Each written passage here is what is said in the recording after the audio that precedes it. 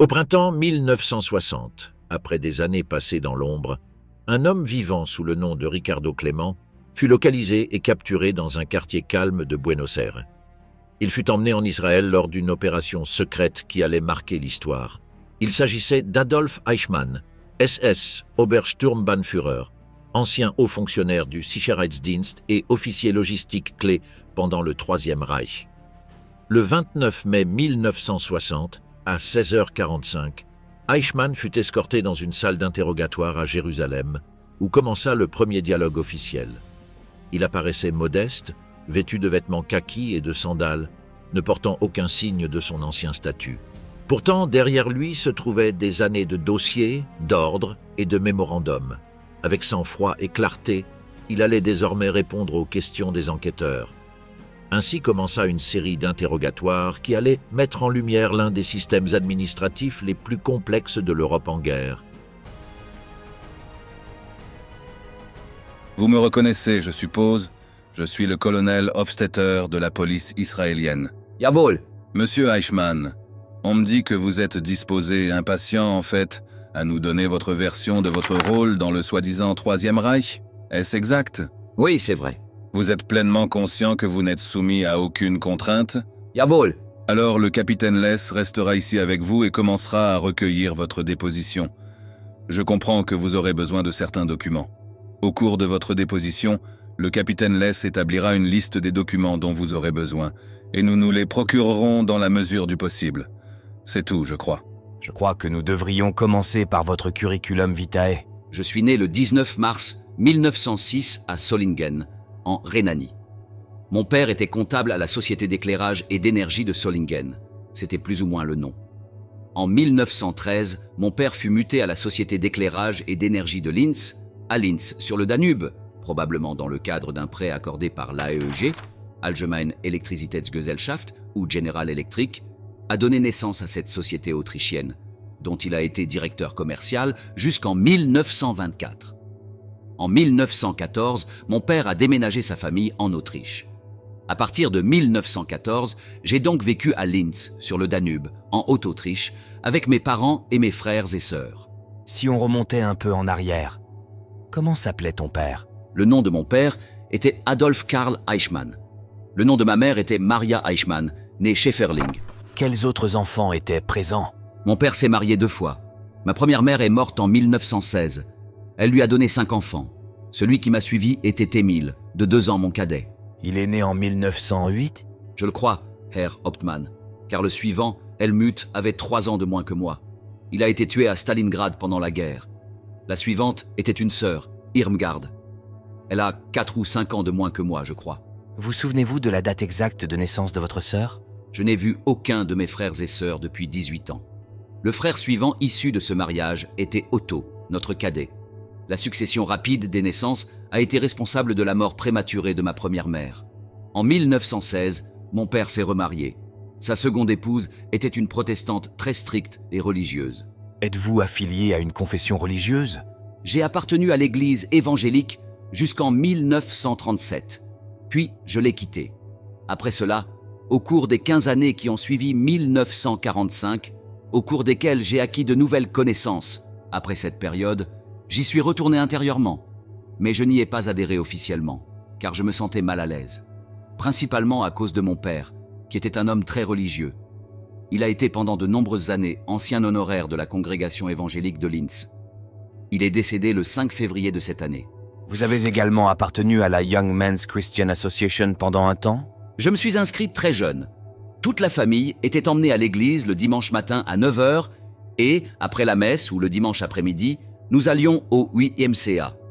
Ce n'est que lorsqu'ils ont nommé un nouveau directeur de formation des jeunes, avec qui nous n'étions pas d'accord, que je suis passé chez les Wandervogel Scouts, plus précisément le groupe Greif Griffon, qui appartenait aux organisations fédérées de jeunesse. J'en étais encore membre à 18 ans, alors que j'étais au lycée professionnel. Dans quelle école as-tu étudié à Linz? À Linz, j'ai fréquenté l'école primaire jusqu'à la 4e année, puis la Realschule, école secondaire scientifique, également jusqu'à la 4e année. Quelle est Realschule? La Kaiser Franz Staatsoberrealschule. Plus tard, elle fut rebaptisée Bundesoberrealschule, car c'était l'époque de l'Anschluss. Combien de temps avez-vous fréquenté ce lycée? 4 ans? En quelle année avez-vous quitté ce lycée? J'ai dû terminer l'école primaire en 1916-1917. Pendant la Révolution, j'étais au lycée. Je me souviens encore qu'il y avait des émeutes pendant les cours. Dans quelle rue habitiez-vous à Linz? 3 Bischofstraße. C'était un immeuble d'appartement? C'était le cas, en plein milieu de la ville. Lorsque vous avez terminé l'école en 1921, à l'âge de 15 ans, vous êtes-vous engagé pour un an? Non, l'engagement d'un an avait été supprimé. J'ai continué à l'école professionnelle Hoher Bundeslehranstalt Fourrure Électrotechnique, Maschinenbau and Hochbau, école d'ingénierie électrique, mécanique et structurelle, toujours à Linz. J'y suis resté 4 trimestres. Étiez-vous employé à cette époque? Oui, mon père a pris une retraite anticipée à cette époque et s'est mis à son compte. D'abord, à Salzbourg, où il a fondé la société minière d'Untersberg, dont il détenait 51% des actions. Les mines se trouvaient entre Salzbourg et la frontière allemande. Mais l'entreprise n'a jamais vraiment décollé. Il a ensuite acquis une participation dans une entreprise de construction de moulins dans l'Inviertel, en Haute-Autriche. Mon père l'a souvent regretté par la suite, car c'est juste au moment de la crise économique qu'il s'est lancé dans les affaires en Autriche. Non seulement il n'a pas réussi à gagner d'argent, mais ses économies, ainsi que celles de ma seconde mère, ont été investies dans ces entreprises et se sont évaporées. J'ai oublié de mentionner que mon père possédait également une participation dans un atelier d'usinage à Salzbourg, où l'on fabriquait des locomobiles. Le propriétaire initial s'est pendu après avoir dépensé l'argent que son associé, c'est-à-dire mon père, avait investi dans l'entreprise. Puis un jour, mon père a fermé la société minière d'Untersberg, mais pendant des années, il a continué à payer des soi-disant frais de prospection à l'administration minière. Dans laquelle des entreprises de votre père avez-vous travaillé? Quand voyez-vous, mon père m'a retiré de l'école, car, autant l'admettre, je n'étais pas vraiment l'élève le plus consciencieux. Il m'a placé à la compagnie minière d'Untersberg. Je devais travailler à la fois sous terre et en surface. C'était une petite mine. Les galeries principales ne faisaient pas plus de 300 mètres de long. Il y avait quelques galeries latérales et de petits puits. Le but était d'extraire du pétrole, des schistes bitumineux, de l'huile de schiste à des fins médicales, des résidus, de l'asphalte, etc., etc. Un contremaître me surveillait et je devais travailler mes quarts comme les autres. Combien y avait-il d'ouvriers? 10 en tout, je crois. Combien de temps avez-vous travaillé là-bas? Cela a dû durer environ 3 mois. Ça ne pouvait pas durer plus longtemps. Ensuite, j'ai été envoyé à l'Austrian Electrotech, Electrobeau, comme volontaire, comme on disait à l'époque. J'avais été au lycée et j'avais mon engagement volontaire d'1 an, comme on disait. Bien sûr, il n'était pas valable. À l'époque, tous les parents voulaient que leurs enfants aient au moins 1 an d'engagement volontaire derrière eux. Ensuite, au lieu d'appeler ça un apprentissage, on a appelé ça une période de volontariat. Et je suis resté chez Austrian Electrotech pendant 2 ans et demi. Tout ça à Linz? Oui. Austrian Electrotech et la compagnie autrichienne des eaux étaient des filiales de la compagnie d'éclairage et d'électricité. Electrotech fabriquait et vendait des appareils électriques. La compagnie d'éclairage et d'électricité de Linz était le seul producteur de courant électrique. Le courant était produit par Austrian Water Power dans son usine du Mühlviertel. Dans quel département avez-vous fait votre apprentissage? Avez-vous fait tous les départements? Non. On m'a envoyé à Electrotech. Mon père voulait que je devienne commercial. La radio venait d'arriver. Je me suis concentré sur ce nouveau produit car il était nouveau. Au bout de 2 ans et demi, mon père a constaté que je n'arrivais à rien et a décidé que je deviendrais agent itinérant, comme on disait à l'époque, c'est-à-dire vendeur itinérant, pour la Vacuum Oil Company en Haute-Autriche. Il semble que mes parents venaient de voir une annonce dans le quotidien. Ma mère, qui prenait habituellement l'initiative en la matière, avait contacté un de ses cousins, président de l'Automobile Club autrichien. Il vivait à Vienne et était un ami proche du directeur de la Vacuum Oil Company pour l'Autriche, un certain R. Weiss. Avez-vous rencontré ce monsieur Weiss personnellement et lui avez-vous parlé? Non. J'ai dû me présenter au directeur provincial à Linz, qui m'a dit qu'il y avait beaucoup de postes vacants, mais qu'il devrait m'envoyer à Vienne pour me présenter. Quel âge aviez-vous à l'époque? J'étais très jeune. Je vous demande pardon. Je vais devoir réfléchir 1 minute. C'est très bien, monsieur Eichmann. Voulez-vous une cigarette? Si vous le permettez. En 1928, j'avais 22 ans. Je suis allé à Vienne, me suis présenté au siège de Vacuum Oil et j'ai été conduit chez un certain R. Popper, qui m'a dit que j'étais trop jeune, mais que j'avais été embauché à la demande de R. Weiss, le président. De toute évidence, Cet homme avait reçu des instructions de son supérieur hiérarchique. Je suis retourné au bureau de Linz et j'ai passé les jours suivants à me renseigner sur l'essence Sphinx, le kérosène et les différentes qualités de Gargoyle Mobil Oil. Puis j'ai été lâché dans la ville de Linz et après une semaine ou deux de travail préparatoire, on m'a attribué un district de Haute-Autriche comme territoire exclusif. Était-ce un grand quartier? Oh oui, c'était la moitié de la Haute-Autriche. Vous viviez chez vos parents à l'époque, avec votre père et votre belle-mère? Oui, j'habitais chez eux, mais je ne rentrais que le samedi et le dimanche, ou de temps en temps en milieu de semaine, lorsque mon itinéraire était modifié. Cette année-là, la majeure partie de mon travail consistait à installer des stations-service sur mon territoire. En même temps, j'organisais les livraisons de kérosène dans la majeure partie du Mühlviertel, car l'électrification n'y était pas très avancée. J'étais particulièrement intéressé par l'approvisionnement en kérosène, car cela m'emmenait dans un territoire où la vie moderne et la grande vitesse n'avaient pas encore pénétré. Le Mühlviertel est un petit quartier de rêve. Les gens vivaient encore comme ils le faisaient 50, voire 100 ans auparavant. Cela m'a séduit. Et puis il y avait la beauté naturelle du lieu. Des forêts mixtes, en partie caduques, en partie persistantes. Et puis l'atmosphère romantique du lieu. Il est incroyablement riche en vieux châteaux. Ou plutôt, on pourrait parler des ruines de plusieurs générations de nobles. Certains sont très anciens, de véritables ruines, pourrait-on dire. Lors de tous mes voyages, j'ai visité ces ruines. J'y suis resté jusqu'en 1933. Puis j'ai été muté de Haute-Autriche à Salzbourg. Cette mutation était contre mon gré. On ne m'a pas prévenu. La majeure partie du district de Salzbourg m'a été attribuée. Au début, j'étais content, car c'était l'hiver et les hautes montagnes étaient toutes enneigées. Puis vint le printemps. Les touristes se pressaient à Kitzbühel, Hofgastein et Dorf. Gastein, Bad Gastein et toute cette agitation me dégoûtait. Je n'aimais plus mon travail, je n'avais plus envie de vendre, de rendre visite aux clients. J'ai continué mon travail quotidien, mais après les vacances de Pentecôte de 1933, le directeur Blum m'a dit « Il faut réduire le personnel ».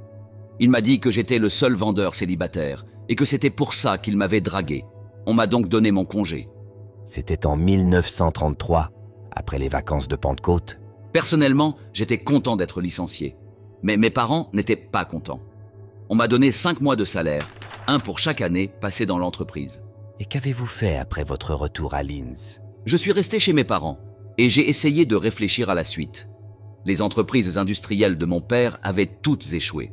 Il avait tout perdu et cherchait un emploi comme directeur régional des ventes pour la Haute et la Basse-Autriche. Il avait conservé les relations qu'il avait nouées en 24 ans dans le secteur de l'électricité. Il a d'abord été directeur commercial chez Philips Radiotubes, puis chez Varta Accumulateurs. Il a recommencé au bas de l'échelle et avait déjà bâti une belle affaire. Mais je n'avais aucune envie de vendre des tubes radio et des accumulateurs. J'ai pensé créer ma propre entreprise, vendre des lubrifiants. Comme agent d'une marque inconnue, pas pour un membre d'un cartel. Je connaissais beaucoup de clients potentiels, surtout en Haute-Autriche. Pendant mes préparatifs, j'ai rencontré des difficultés. Je ne me souviens plus lesquelles, peut-être financières ou peut-être que quelque chose clochait dans la proposition. Bref, je me souviens qu'en route pour Eferding, pour voir mon premier client, j'ai soudainement décidé de faire demi-tour. Je me suis dit, après tout, je suis citoyen allemand. Pourquoi ne pas aller en Allemagne et tenter ma chance avec Vacuum Oil ? Qu'est-ce qui a motivé cette décision? J'étais relativement jeune et habitué à être dirigé, en affaires comme ailleurs. J'ai peut-être simplement perdu mon sang-froid, je ne m'en souviens plus vraiment. J'ai probablement eu d'autres difficultés. Bref, j'ai interrompu mon voyage et j'ai dit à mes parents que j'allais en Allemagne. L'Allemagne était un grand pays, disais-je, et il y aurait certainement du travail là-bas, probablement même dans le secteur pétrolier. Car à cette époque, le chômage était important en Autriche. Tout cela était en 1933? Oui, monsieur. Pour bien comprendre cette partie de mon récit, je dois passer des questions économiques à la sphère dite politique. Il faut souligner que la situation de l'emploi en Autriche n'était guère pire qu'en Allemagne à l'époque. Certes, Hitler n'arrêtait pas de clamer haut et fort que les 6 millions de chômeurs allemands retrouveraient un emploi d'ici 4 ans, mais compte tenu de la crise mondiale, c'était difficilement crédible. Outre les considérations économiques, j'avais d'autres raisons de vouloir partir. Quitter l'Autriche et aller en Allemagne. Déjà à l'école, nous avions des groupes politiques, tous parfaitement inoffensifs, bien sûr, nationalistes, socialistes, monarchistes. Le genre de truc que les jeunes aiment, révolutionnaire, etc., sans trop y penser. Par exemple, on rejoignait les monarchistes ou les nationalistes simplement parce qu'on avait un bon ami dans l'un de ces groupes. C'était la première discussion politique que j'entendais. À la maison, on n'en parlait jamais. Mon père ne s'intéressait pas à la politique. J'avais un vieil ami à Linz. Il s'appelait Friedrich von Schmidt. Son père était le lieutenant-maréchal von Schmidt, que je n'ai jamais rencontré, car il est mort avant que je me lie d'amitié avec son fils. La famille était extrêmement fière du père, car il était passé du rang de simple soldat à celui de lieutenant-maréchal à l'époque de l'empereur François-Joseph. Il devait donc être très courageux, un soldat et un homme excellent et intègre. Bref, c'était une famille distinguée. La mère de mon ami était une comtesse Untel. Leur monde s'était effondré en 1919, mais ils vivaient encore avec les vieilles idées. Ils maintenaient les anciennes manières comme si de rien n'était. Mais parfois, mon ami Friedrich von Schmidt oubliait ses bonnes manières et devenait alors un brave garçon. Il avait des liens avec les organisations d'anciens combattants de la Première Guerre mondiale, car il fréquentait surtout des militaires. Un jour, il me persuada d'adhérer à l'association des jeunes vétérans. C'était la section jeunesse de l'association germano-autrichienne des anciens combattants. Son slogan était « Le besoin public avant la cupidité publique ». Hormis le Schutzbund, Ligue de défense social-démocrate, c'était la seule organisation qui osait défiler dans les rues, et pas très souvent d'ailleurs. Elle bénéficiait manifestement du soutien du gouvernement. La plupart de ses membres avaient des opinions monarchistes.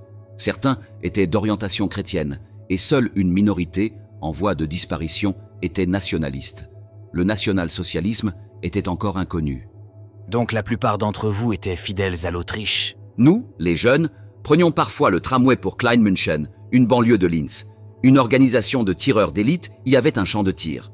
On m'a mis un fusil entre les mains pour la première fois, et j'ai appris le tir, je m'en souviens bien. Ses débuts au sein de l'association des anciens combattants devaient se situer en 1928-1929. Vers 1931, des frictions éclataient entre nationalistes et monarchistes. À cette époque, les SA, unités d'assaut nazis, défilaient également dans les rues. Les SS tentaient de recruter des membres de l'association des anciens combattants de Linz, car nous étions tolérés par le gouvernement et autorisés à pratiquer le tir.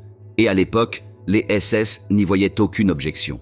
Un jour, le NSDAP, Parti national-socialiste des travailleurs allemands, comme il se nommait, organisa un rassemblement de masse au Marzenkeller, une grande brasserie de style bavarois. Gauleiter Bolek a prononcé un discours, puis un certain Ernst Kaltenbrunner est venu me voir. On s'était déjà vu. Son père était avocat à Linz, et lui et le mien avaient des relations d'affaires depuis 20 ans. Ernst Kaltenbrunner m'a lancé la chose sans détour. « Tu vas nous rejoindre !» C'était comme ça à l'époque. Tout était facile, sans chichi. J'ai dit « d'accord ». Alors je me suis engagé dans la SS. C'était soit fin 1931, soit début 1932. Cela doit apparaître dans mes papiers. Je ne m'en souviens pas exactement. À Salzbourg, j'allais à mon travail habituel chez Vacuum Oil. Je retournais à Linz tous les vendredis. C'est là que j'effectuais mon service SS, car en semaine, je n'étais jamais disponible. Chaque vendredi, j'étais de service à la Maison Brune de Linz, que le parti avait achetée. Je dormais sur une paillasse et faisais la garde de nuit. Comme j'étais l'un des rares à travailler et à bien gagner ma vie, ils étaient toujours contents de me voir, car à côté de cette Maison Brune, il y avait un restaurant, et j'invitais régulièrement les garçons à boire de la bière ou du cidre et à fumer. Le samedi matin, je rentrais chez moi, je me lavais et je terminais mon travail chez Vacuum Oil, c'est-à-dire que je rédigeais des rapports et répondais à certaines questions. C'est à ce moment-là qu'est arrivé l'uniforme avec le béret. J'en ai fait faire un. Un jour, nous sommes allés à Freilassing. Une unité de police auxiliaire SS était stationnée à Freilassing. Les membres de la SS Standard 37 de Salzbourg et de Linz, un régiment SS, s'y rendaient chaque dimanche pour se préparer. Le soir, on nous ramenait à Salzbourg, et le lendemain matin, je retournais à mon travail. Je me trouvais par hasard à Pinzgau, lorsque j'ai appris que le parti avait été supprimé en Autriche. En quelle année était-ce? C'était en 1933, juste avant la Pentecôte. Mon uniforme était chez le tailleur, acheté et payé, mais je ne l'ai jamais demandé car la fête était interdite. De plus, comme je vous l'ai dit, j'avais été licencié. En route pour Eferding pour conclure ma première affaire personnelle, je me suis dit « ça ne sert à rien ». Je pars en Allemagne. Un beau matin, Je suis donc parti de Linz avec la bénédiction de mes parents, un passeport allemand et une lettre du consul allemand indiquant que je venais d'une des familles les plus respectées de la colonie allemande de Linz et demandant l'aide des autorités allemandes. Le genre de recommandation habituelle. Avant de partir, vous deviez donner votre préavis à la SS Standard, n'est-ce pas? Oui, c'est ce qui est arrivé ensuite. Je suis allé voir le docteur Kaltenbrunner, vous savez, mon ami Ernst, qui avait alors le grade de Truppführer, devenu plus tard Oberscharführer. Mais ses fonctions étaient bien plus importantes que ce que son grade indique. Voyez-vous, il était aussi avocat et il était entré dans le cabinet de son père. Il m'a dit « Reviens demain. Je te donnerai des lettres. Tu les mettras dans ta valise. Tu les cacheras. Tu les emporteras avec toi et tu les signaleras au Gauleiter. Bolek à Passau. C'était le Gauleiter en exil. J'ai récupéré les lettres. De Kaltenbrunner Jr.? Oui, Junior. Son père était déjà mort. À la frontière, je n'ai rien eu à ouvrir. Le siège du Gauleiter de Haute-Autriche se trouvait juste là, sur la Bahnhofstrasse. J'ai envoyé les lettres, puis j'ai dû attendre longtemps dans la salle d'attente.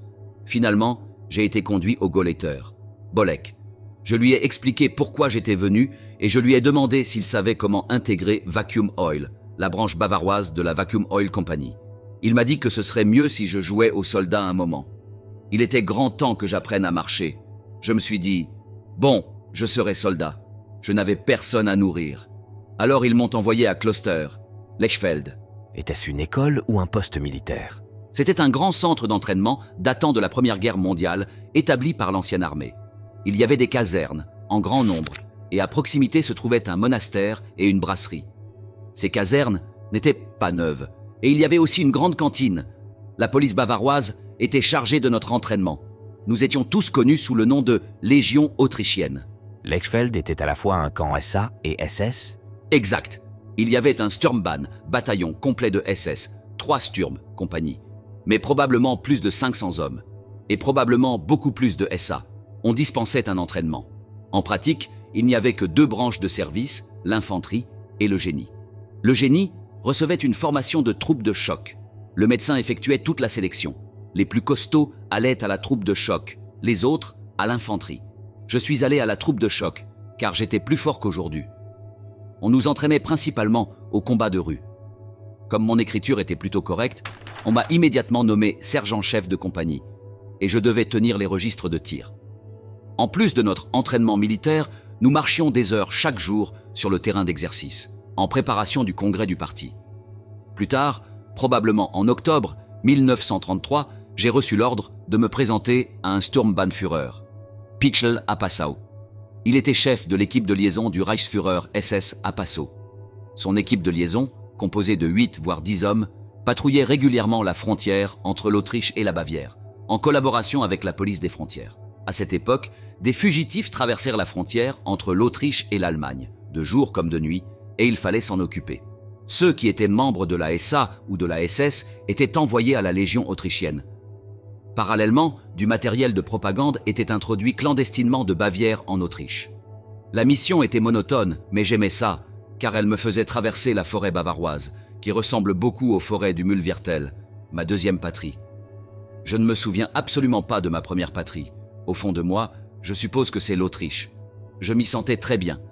Nous avons mangé dans une boucherie, où l'on vendait aussi des saucisses chaudes et de la salade de pommes de terre. Sturmbannführer Pichel fit de moi son assistant.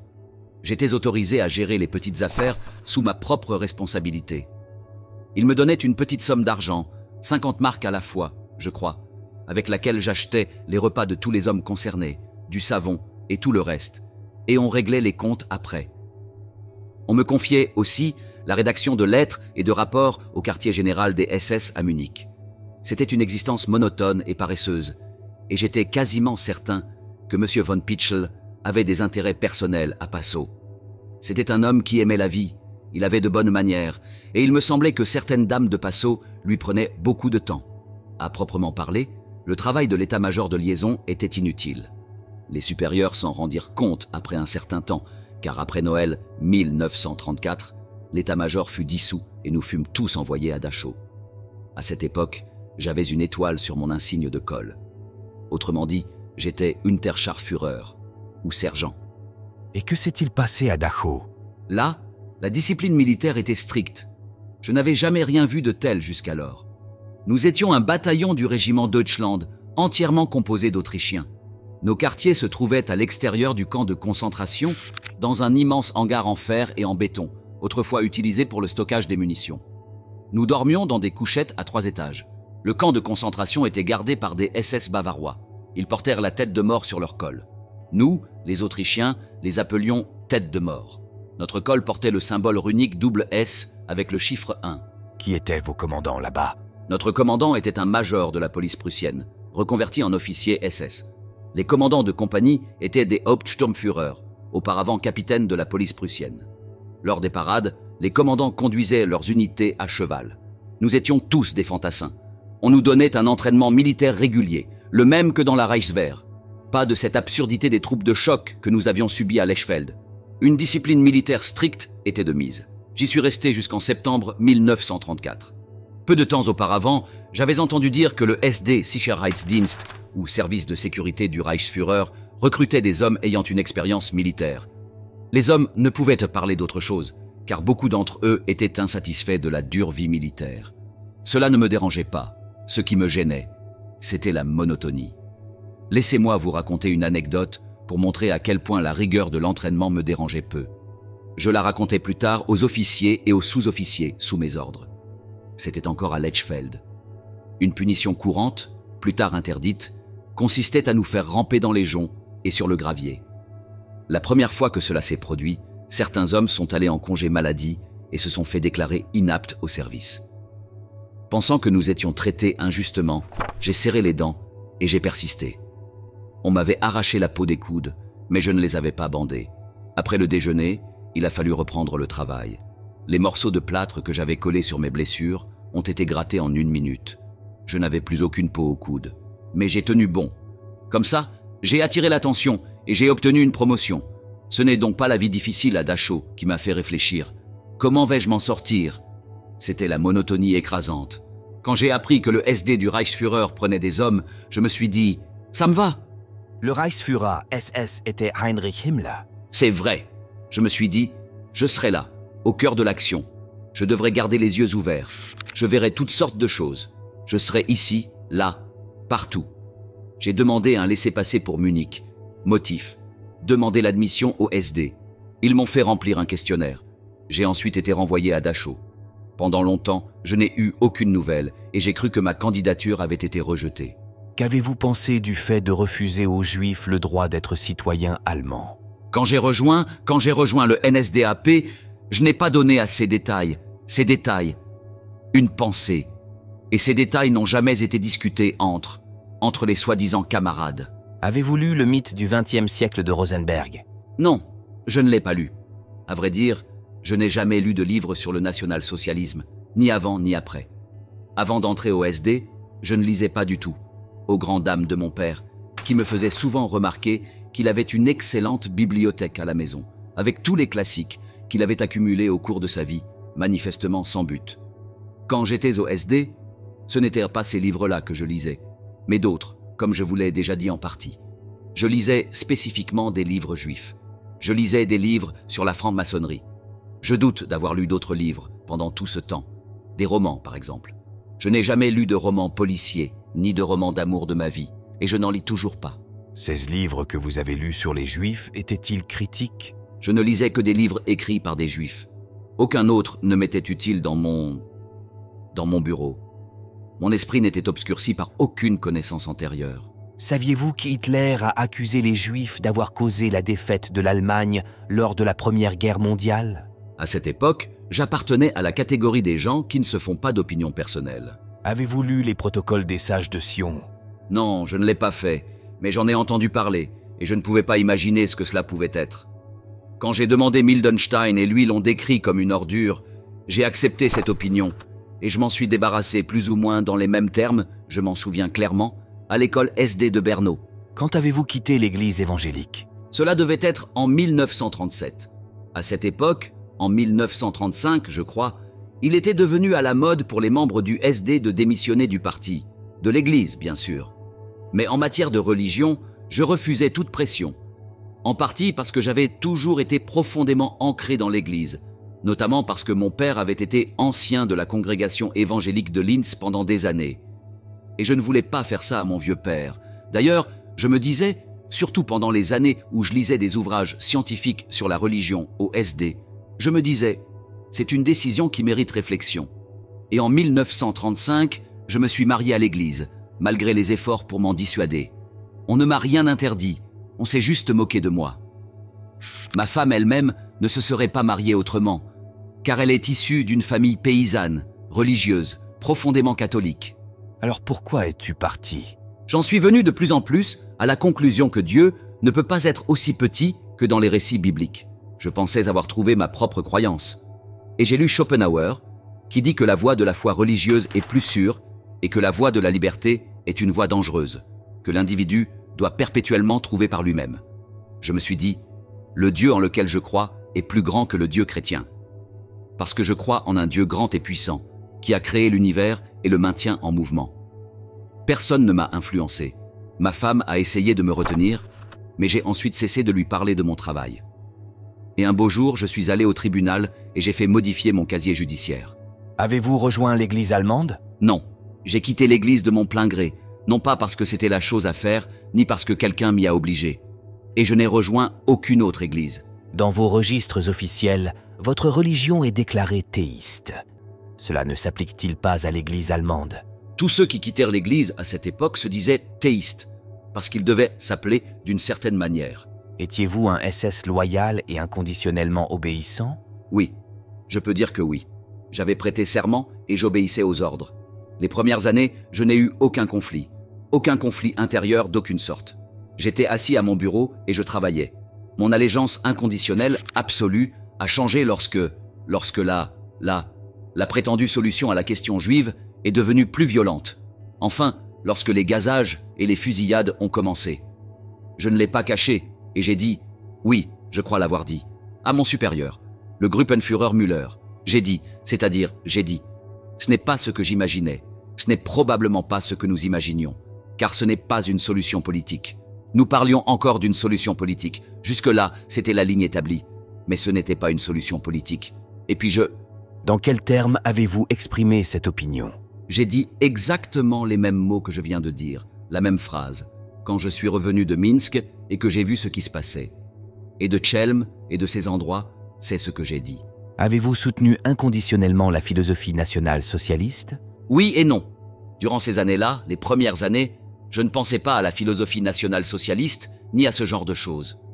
Durant ces premières années, ce qui comptait pour moi, comme je l'ai déjà dit, c'était du travail et du pain pour 7 millions de personnes, une autoroute et la lutte contre Versailles. Sur ces questions, mon attitude était inconditionnelle.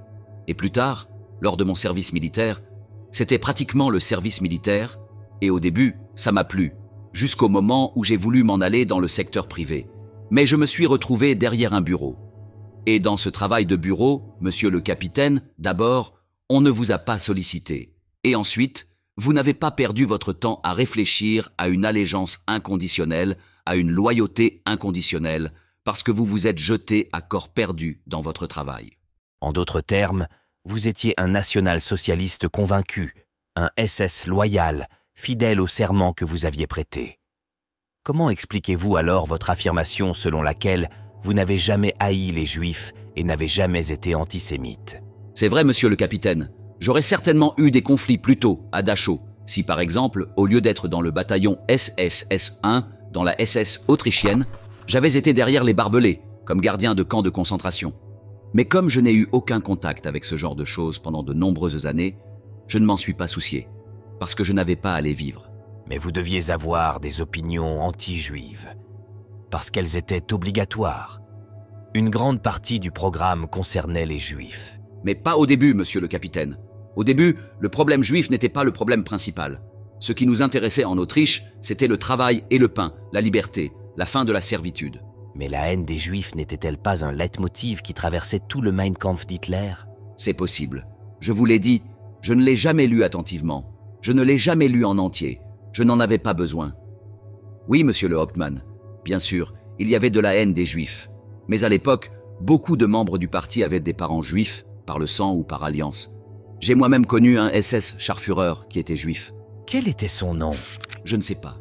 mais il est venu me voir un jour à Berlin et m'a demandé ce qu'il devait faire. Il avait été Oberscharführer pendant les combats. Je lui ai dit « Mon Dieu, mon vieux, je ne peux rien faire pour toi. Le seul conseil que je puisse te donner, c'est « Fiche le camp, va en Suisse ou ailleurs, parce que ce n'est pas bon pour toi ici. Ce n'est pas bon, c'est sans espoir. » Puis, il m'a demandé de donner des instructions au poste frontière entre l'Autriche et la Suisse, pour qu'ils soient sûrs de passer sans papier. Alors je leur ai donné l'ordre de laisser passer une telle. C'était une technique que j'avais reprise de la section 6, qui envoyait ses agents par là.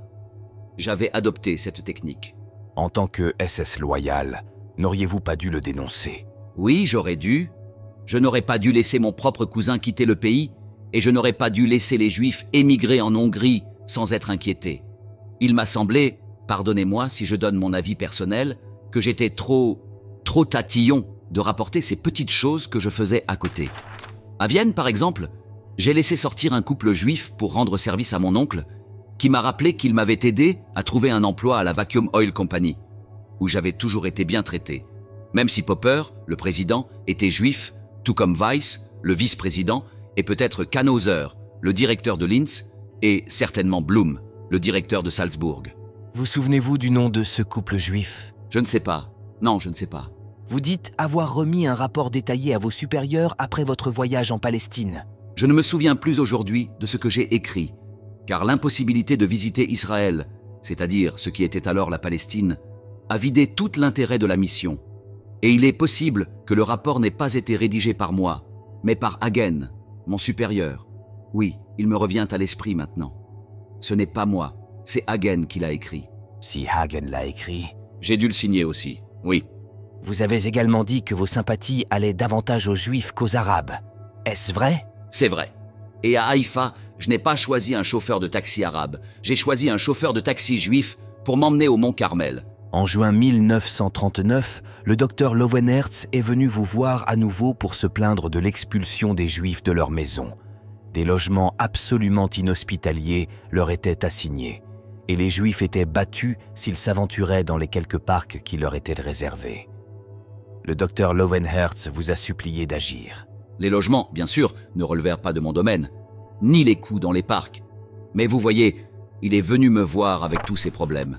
Une fois de plus, le docteur Lowenherz a attiré votre attention sur le climat de panique qui régnait parmi les Juifs, provoqué par les arrestations et les expulsions. La communauté était paralysée, car il était impossible d'obtenir les papiers et permis nécessaires en si peu de temps.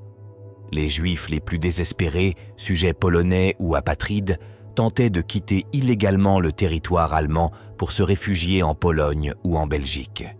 6 pays les ont renvoyés, et leur retour depuis la frontière a occasionné des dépenses inutiles à l'agence d'aide sociale de la communauté viennoise. À ce propos, je n'ai qu'une chose à dire. Je n'étais pas responsable de leur déportation ou de leur arrestation. Ce n'était pas mon domaine à l'époque. Je dois aussi préciser que l'Office central pour l'émigration juive était une première dans l'appareil administratif allemand.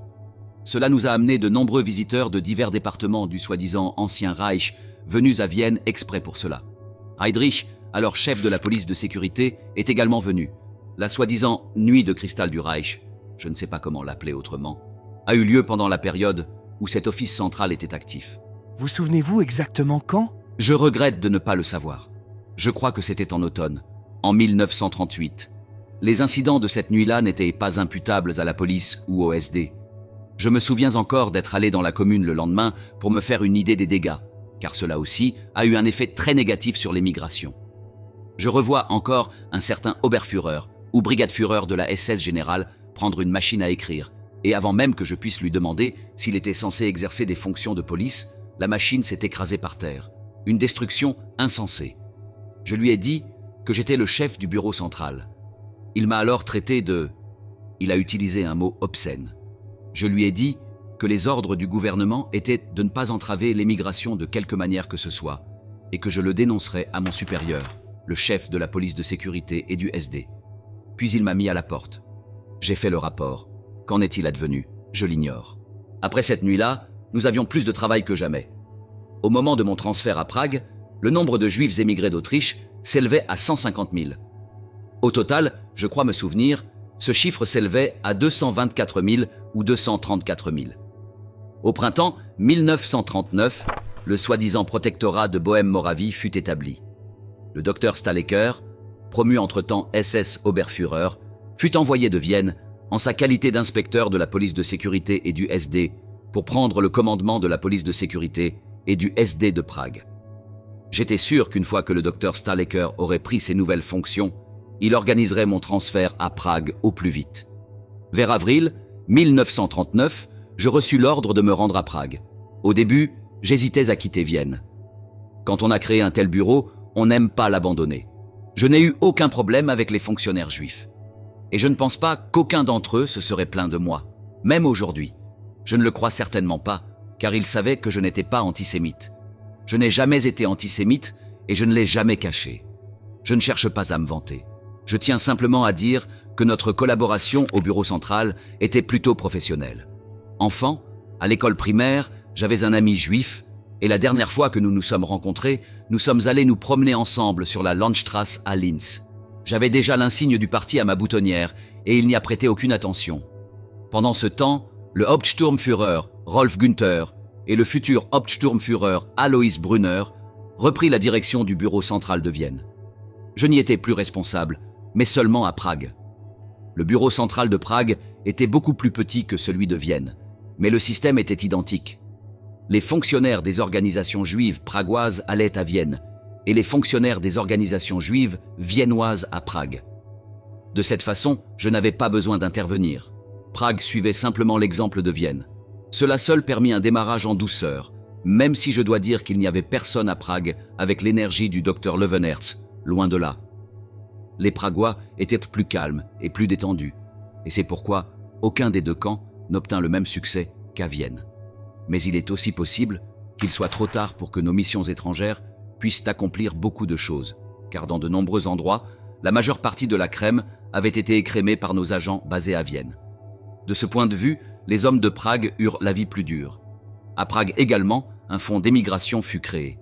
Qui étaient vos associés juifs là-bas? C'est avec le docteur Murmelstein, le rabbin, que je m'entendais le mieux.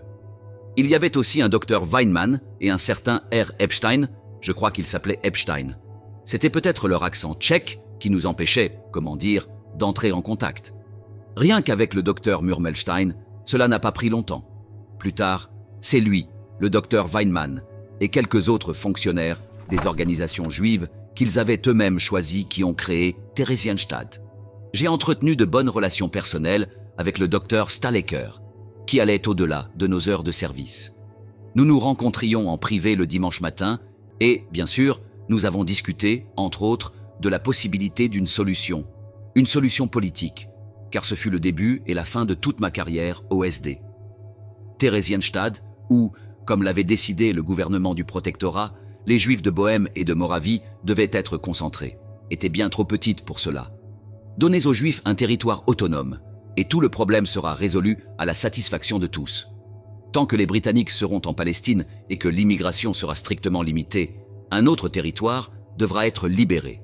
La campagne de Pologne réussissait au-delà de toute attente. Je ne me souviens plus si l'idée venait de Stalecker ou de moi. En tout cas, quelqu'un l'avait eue. L'idée était que, dès que possible, nous, c'est-à-dire le SD, devions créer un protectorat sur un territoire aussi vaste que possible. Était-ce si urgent en pleine guerre? La guerre avait réduit les possibilités d'émigration. D'autre part, les Gauleiter, le ministère de la propagande, autrement dit Goebbels, et le bureau de l'adjoint du Führer, autrement dit Bormann, exerçaient sur nous toutes les pressions possibles. Ils ne communiquaient pas directement avec des hommes de mon rang. Ils s'adressaient au chef, Himmler. C'était le genre d'homme qui voulait toujours faire plaisir aux dirigeants haut placés, puis aux dirigeants haut placés. Il était considéré comme juste de s'immiscer dans les affaires juives. À peine Hitler avait-il prononcé un discours, et il abordait invariablement la question juive, que chaque parti ou département gouvernemental estimait qu'il lui appartenait d'agir. Et alors Himmler autorisait chacun à s'en occuper. Il transmettait l'ordre à Heydrich, chef de la police de sécurité et du SD, qui le transmettait à Müller, et ensuite il me parvenait. Qui était Müller? C'était mon supérieur direct, promu Gruppenführer un peu plus tard. Je reviens au quartier général de la sécurité du Reich de Müller. Je vais maintenant reprendre là où je m'étais arrêté, à savoir la Pologne. Oui, là, nous commencions à voir le jour. Un jour, mon chef, le docteur Stalecker, dont j'ai déjà parlé, et moi avons fait un voyage en Pologne. Nous sommes allés jusqu'au San, dans le sud-est de la Pologne, un affluent de la Vistule. Arrivés à la ligne de démarcation, des gardes de la police russe nous ont fait traverser un court trajet en territoire russe. Nous sommes finalement arrivés à Nisko, sur la rivière San. Nisko faisait partie du gouvernement de Radom. Je ne le savais que de sources juives, car j'avais envoyé des juifs étudier les possibilités d'implantation dans ce district. Nous y sommes allés. Nous avons vu un territoire immense, une rivière, des villages, des marchés, des petites villes. Et nous nous sommes dit, c'est parfait. Pourquoi ne pas réinstaller les Polonais, vu l'ampleur des réinstallations de toute façon, et ensuite installer les Juifs sur ce vaste territoire? Les Juifs d'Orient sont des artisans remarquablement habiles. Si des industries étaient créées, si des Juifs étaient amenés d'Autriche, d'Allemagne, de Tchécoslovaquie, de Bohême et de Moravie, avec un protectorat, plus l'agriculture, cela pourrait facilement constituer une solution temporaire, certainement valable pour un bon moment. Cela soulagerait le plus la pression. Ce serait bénéfique pour tous. Ce serait un succès politique pour le gouvernement du Reich. Et cela réglerait un point du programme du parti, la solution du problème juif. Nous, la police de sécurité, n'aurions plus rien à craindre. Une chose au moins serait réglée. Donc, Stalecker soumit la proposition à Heydrich. Elle fut approuvée, et je reçus l'ordre d'envoyer 500, voire 1000, je ne peux être sûr du nombre à ce stade, artisans juifs avec quelques trains de matériaux à Nisko pour construire un village de baraques et l'utiliser comme centre d'installation des juifs au fur et à mesure que les habitants seraient déplacés. Le 10 octobre 1939, le docteur Löwenherz, à Vienne, reçut l'ordre d'organiser le premier transfert de Juifs vers la Pologne. La communauté devait sélectionner entre 1000 et 1200 hommes valides, principalement des artisans, notamment des charpentiers et des mécaniciens. Ils devaient emporter avec eux du matériel de menuiserie, scie, haches, marteaux, clous. C'est vrai, c'était pour Nisko.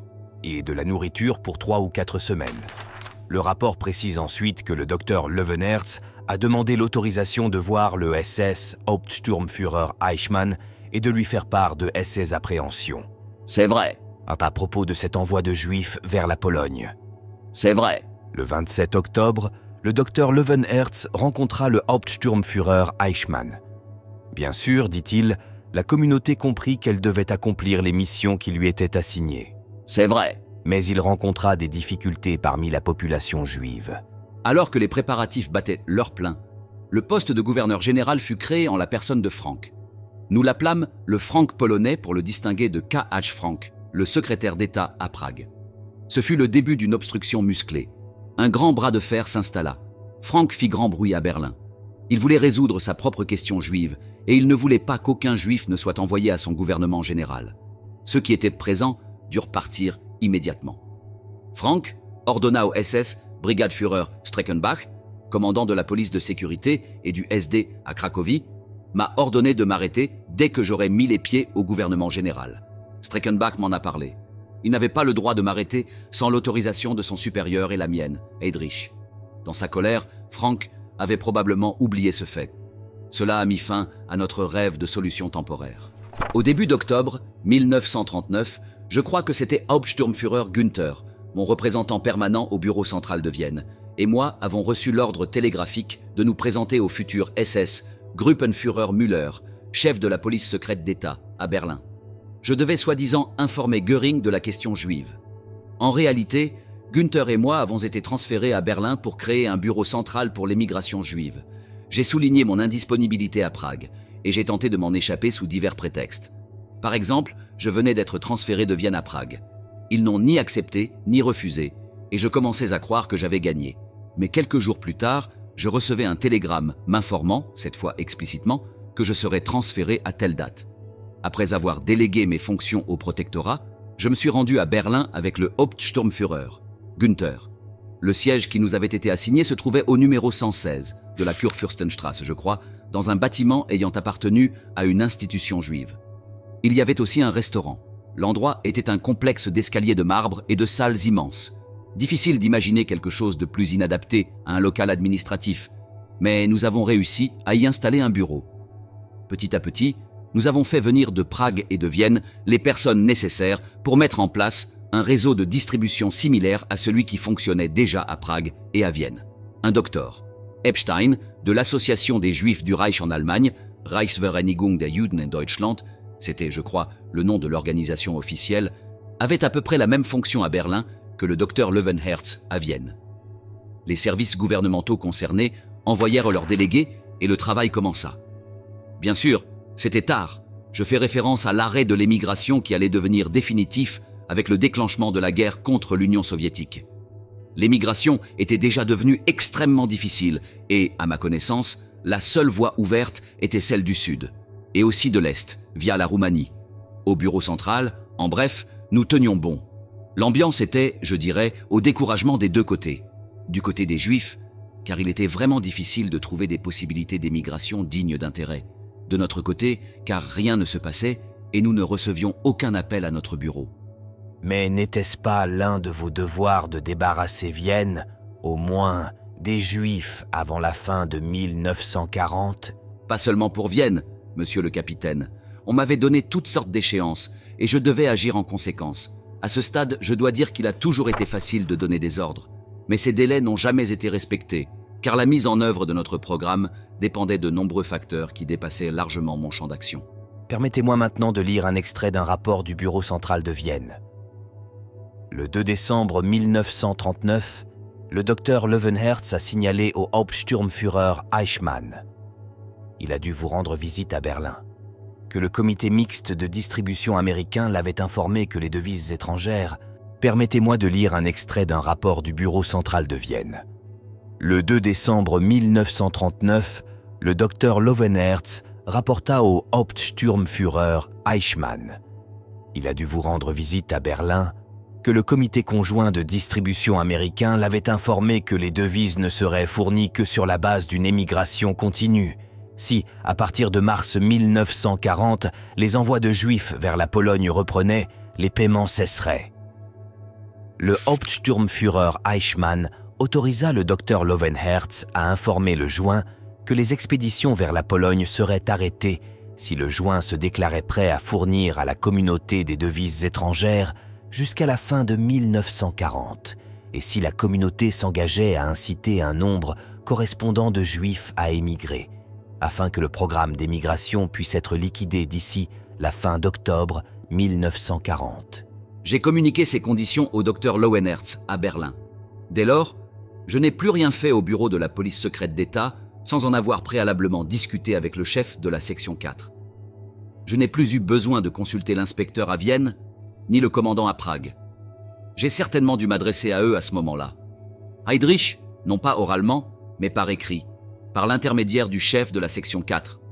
J'ai dit « Nous obtiendrons tant de devises étrangères si les envois de Juifs vers la Pologne sont stoppés. » La réponse semble avoir été « plus d'envois ». À cette époque, il y eut un grand remaniement au sein de la police secrète d'État et je fus nommé responsable du bureau 4B4. De toute évidence, Müller se dit « Ils n'ont rien à faire dans leur bureau d'émigration. Je peux réduire les effectifs. » C'était le bureau juif, qui jusque-là était situé au 8 Prinz Albrecht Straße, ainsi que la section 4 Himmler et Heydrich, sous ses ordres, étaient mes supérieurs hiérarchiques. La section 4 du quartier général de la police de sûreté était dirigée par le Gruppenführer Müller. Entre lui et mon service, il y avait un autre Gruppenleiter pour le groupe B. Bien sûr, tous les documents devaient passer par lui pour être contresignés, mais il n'était pas vraiment au courant de nos activités. Alors j'essayais toujours de m'adresser directement à Müller. Au total, la section 4 comptait environ 18 à 22 bureaux. Faute de place, le bureau qui m'était attribué resta Kurfürstenstraße. Outre Günther, j'avais quelques hommes de Vienne et de Prague au bureau central pour l'émigration juive. En reprenant le bureau 4B4 de la police secrète d'État, j'ai acquis l'ensemble du personnel, à l'exception du directeur. Quand vous parlez de Günther, de quel Günther parlez-vous ? Il y avait deux frères. Hauptsturmführer Günther, Rolf Günther. Il était mon représentant permanent, Ständiger Vertreter. Nous n'utilisions pas le mot « Dreher », Stellvertreter. Le travail de routine du bureau continuait donc comme avant, car le personnel avait simplement changé de lieu de travail. Günther s'occupait principalement de ce nouveau travail de la Gestapo, que nous ne connaissions absolument pas tous les deux, même s'il n'y était pas obligé, car le personnel initial, si je puis me permettre une expression vulgaire, travaillait d'arrache-pied de toute façon, c'était leur conception du devoir. Quant à moi, je me concentrais sur le plan Madagascar. Comment as-tu trouvé ça? L'émigration était tombée à un niveau pratiquement nul à cause de la guerre. Si vous me permettez de revenir en arrière, Theresienstadt n'avait pas été une solution, et l'expérience Nisko sur le San avait également échoué. Puis la campagne de France a commencé, ce qui m'a redonné l'espoir d'une solution, au moins temporaire. Je me suis souvenu des efforts de Theodor Herzl pour créer un État juif, décrit par Adolf Böhm, et qu'à un moment, Herzl avait envisagé des plans pour Madagascar. Je me suis aussi souvenu qu'à ce propos, il avait rencontré une opposition considérable dans ses propres rangs. Je me suis dit, peu m'importe comment obtenir du sol et de l'espace vital, l'essentiel est d'agir. La situation devenait de plus en plus critique à mesure que les Juifs étaient chassés d'une partie après l'autre du pays, d'une part par des restrictions légales, d'autre part par la pression des partis sur la population non juive pour qu'elle boycotte les Juifs. C'était clair comme de l'eau de roche. Nul besoin d'être un génie pour comprendre que si les choses continuaient ainsi, le résultat serait une tourmente, dont je n'avais pas vraiment anticipé la nature à l'époque. Je ne me doutais certainement pas de ce qui allait se passer plus tard. Mais il fallait agir, me disais-je, car une chaudière pleine d'eau, avec un feu en dessous et sans soupape de sécurité, est vouée à exploser. Mon petit travail me permettait de contribuer à la recherche de cette soupape, et il me semblait que mes efforts pour trouver des solutions de réinstallation constituaient précisément cette soupape de sécurité. Le plan Madagascar m'a paru comme un nouvel espoir de solution. À ce moment-là, j'avais appris de Theresienstadt que la ghettoisation n'apportait aucun résultat. Telle que je l'avais planifiée, elle aurait offert une solution partielle relativement satisfaisante pour environ 10 000 personnes, mais trop de personnes y furent envoyées. Nombre de Gauleiter voulaient débarrasser leur territoire de tous les Juifs trop âgés pour émigrer. Ils s'acharnèrent sur Himmler pour envoyer leurs Juifs, comme ils les appelaient, à Theresienstadt. De son côté, le Gauleiter de Saxe s'opposait à ce ghetto, arguant que les Juifs si proches des frontières de son territoire, constituaient un foyer d'infection et un centre de marché noir. Je faisais constamment référence à ces difficultés dans mes rapports, bien qu'elles ne relevaient pas de ma compétence, car le programme de ghettoisation était sous le commandement personnel d'Himmler. Himmler fut longtemps sous l'influence des idées de Streicher-Stürmer, en net contraste avec Heydrich, son chef de la police de sécurité et du SD, qui n'avait que faire de cette sagesse irréaliste et insensée, comme je l'ai qualifié un jour. Vous pensiez que Madagascar était plus réaliste? Je me suis d'abord rendu au bureau du Reich pour l'émigration, au ministère de l'Intérieur, et je me suis renseigné sur les conditions géographiques, climatiques, géologiques et autres. J'ai obtenu des informations détaillées auprès de l'Institut tropical de Hambourg.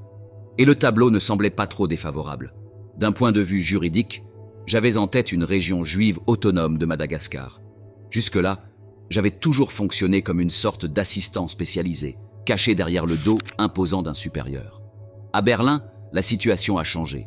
J'étais désormais aux commandes et j'ai été mis en contact avec une machine administrative telle que je n'en avais jamais rencontrée, ni même entendu parler. Vous ne pouvez imaginer les difficultés que j'ai rencontrées, les négociations fastidieuses et acharnées, les milliers d'objections soulevées par les différentes agences. Chacun estimait que c'était son affaire. Par exemple, le ministère des Affaires étrangères prétendait que la sûreté n'avait rien à voir avec cette affaire, car Madagascar n'était pas l'Allemagne.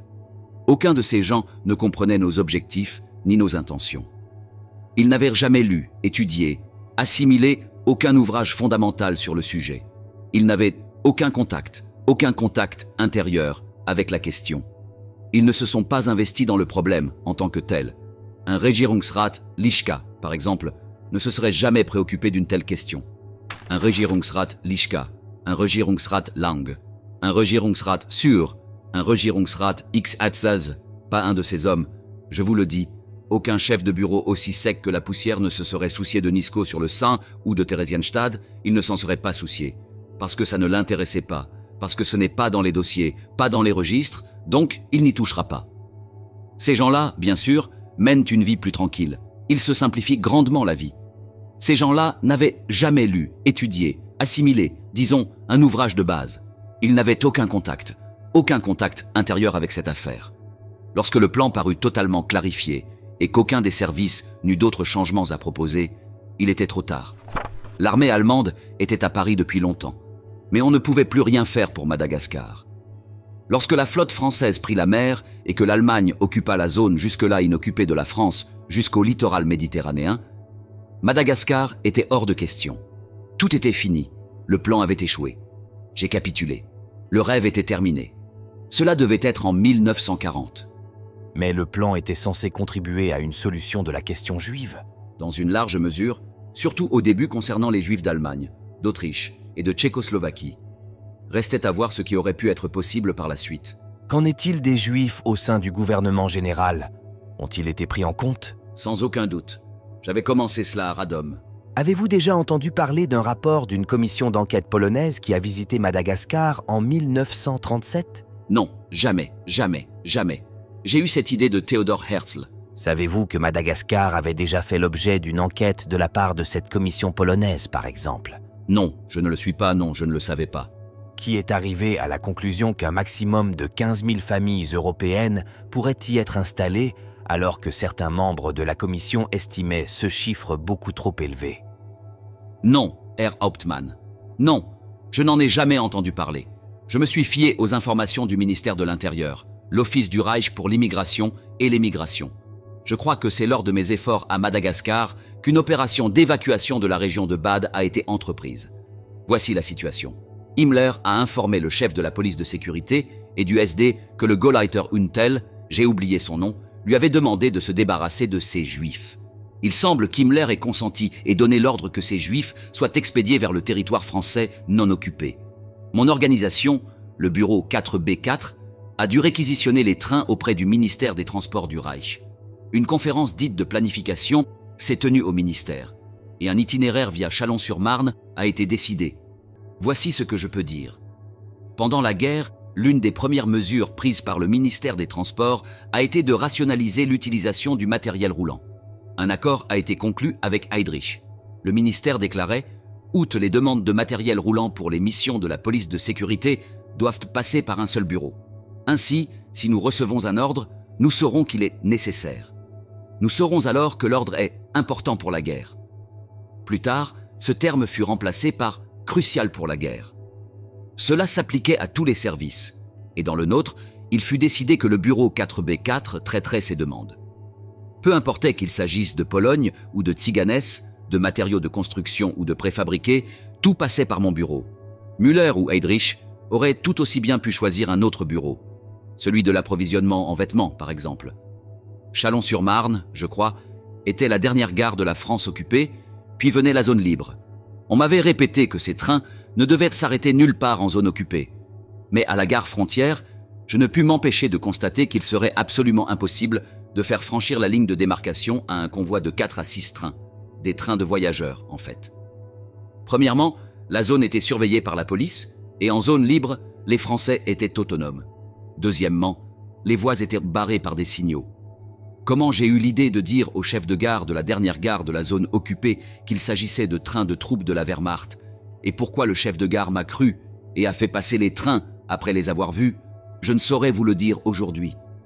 Je sais seulement que cela aurait très mal tourné pour les Juifs, et pour moi aussi, si les trains avaient été arrêtés à cet endroit.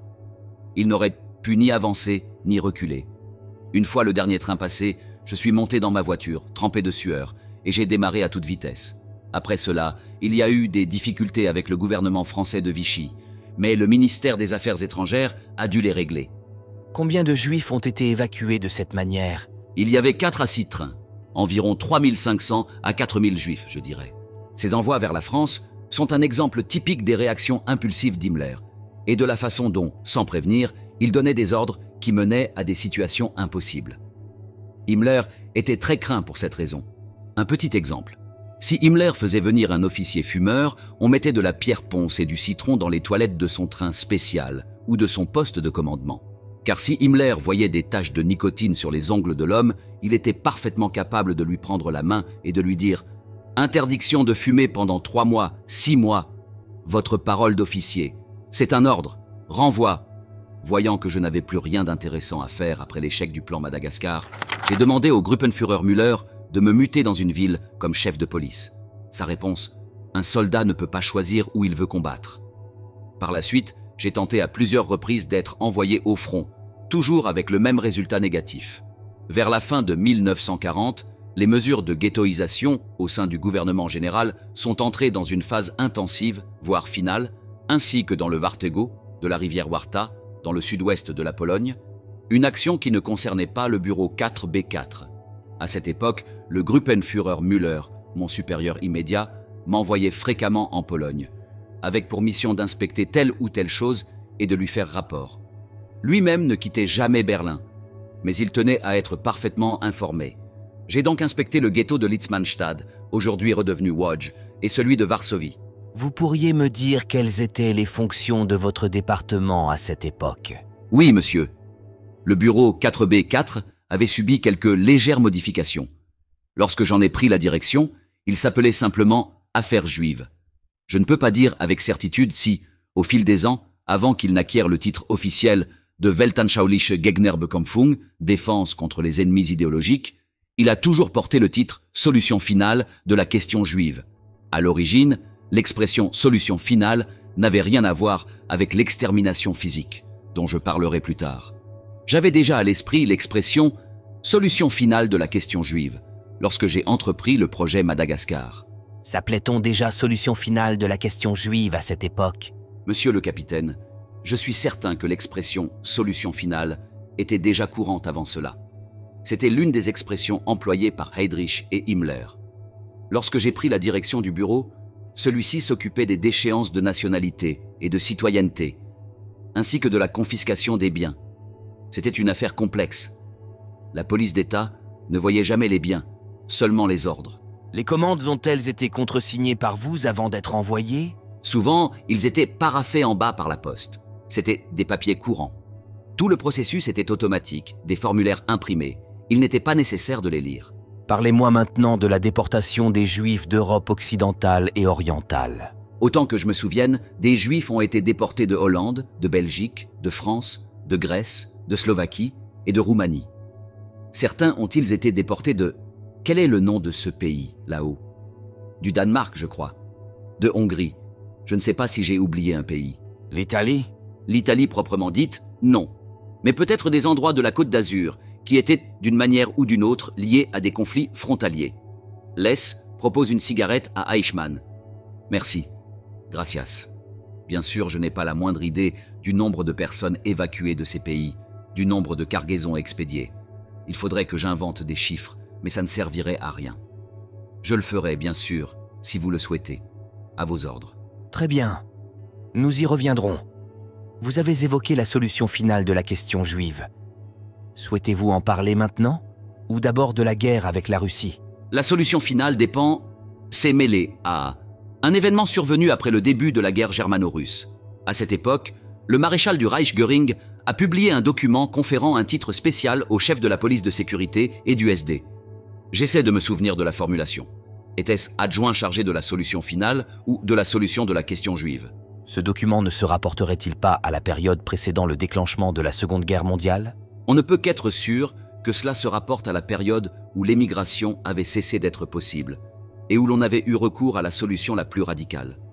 La guerre avec l'Union soviétique a commencé en juin 1941, je crois.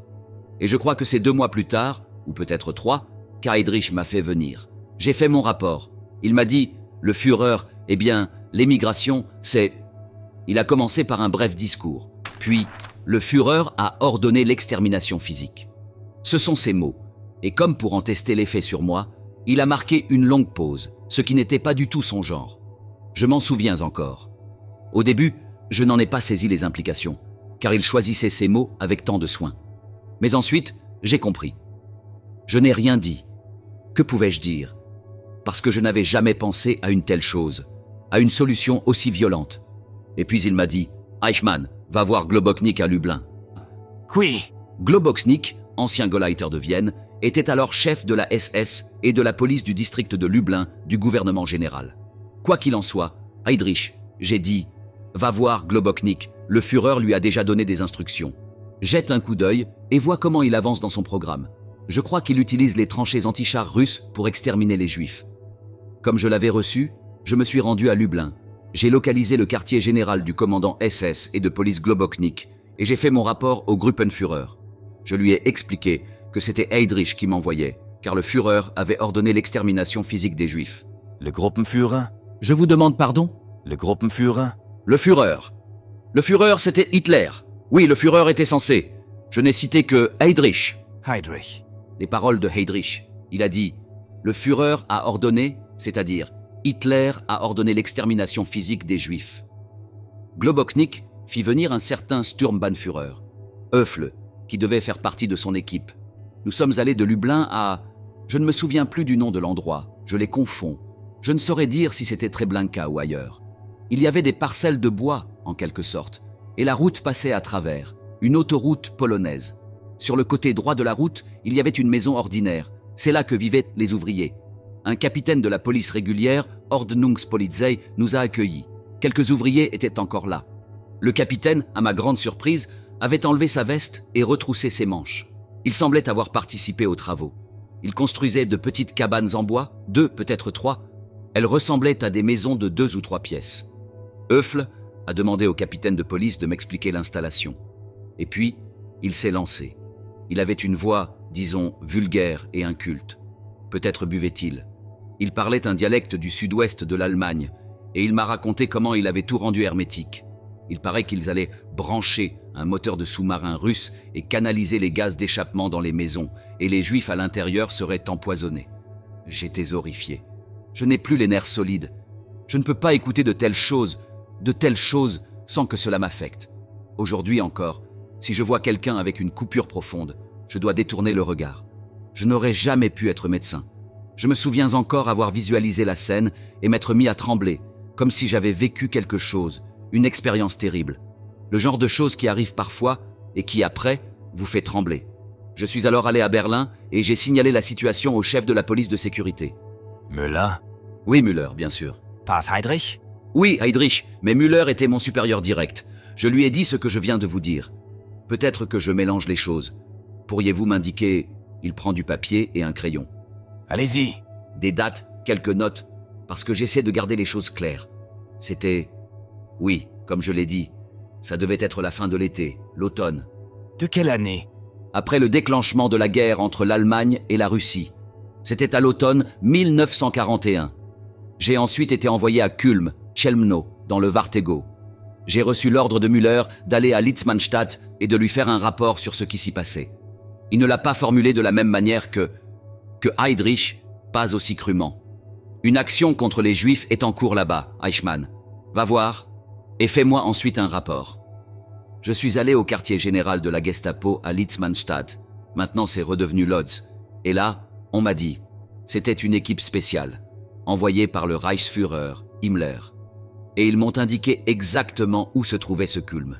J'ai vu ceci, une pièce peut-être, si je me souviens bien, environ 5 fois plus grande que celle-ci. Il y avait des Juifs dedans. Ils ont dû se déshabiller, puis un camion plombé est arrivé. Les portes furent ouvertes, le camion arriva sur une sorte de rampe. Les Juifs nus durent monter, puis les portes furent refermées et le camion démarra.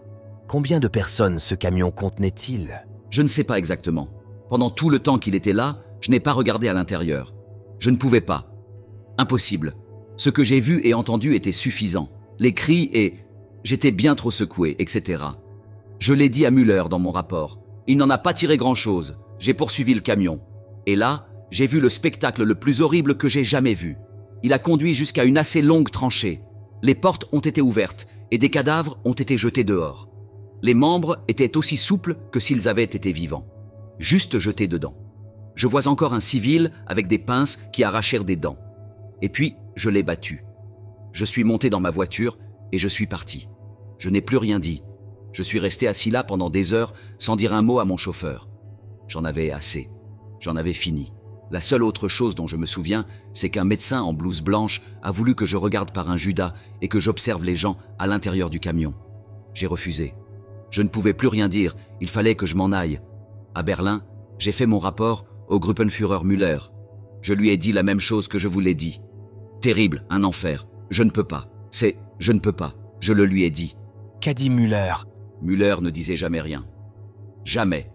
Ni sur ces sujets, ni sur d'autres. Il était toujours très concis et impassible. Il ne disait que le strict nécessaire. Il disait oui ou non. Et quand il ne disait ni oui, ni non, il disait généralement « Eichmann, mon ami ». Ce n'était ni oui ni non. C'était un homme de peu de mots. Avez-vous signalé cela par écrit? Non, je ne pouvais pas. Heydrich me l'avait expressément interdit. Müller voulait surtout savoir combien de temps cela prenait. Je n'ai pas pu le lui dire, je n'ai pas pu entendre. J'aurais dû y aller une deuxième fois, mais naturellement, je ne me suis pas porté volontaire et on ne m'a rien dit. Avez-vous également vu des Juifs se faire gazer avec un moteur de sous-marin par l'équipe de Globoknik? Non, je ne l'ai pas vu, mais j'y reviendrai. J'y ai été envoyé une autre fois. Laissez-moi réfléchir un instant, monsieur le capitaine. J'y ai été envoyé après les 2 endroits suivants. Les 2 que j'ai mentionnés, puis Auschwitz, Oswiecim, et enfin Treblinka. Et puis, comment s'appelle cette double bataille près de Minsk?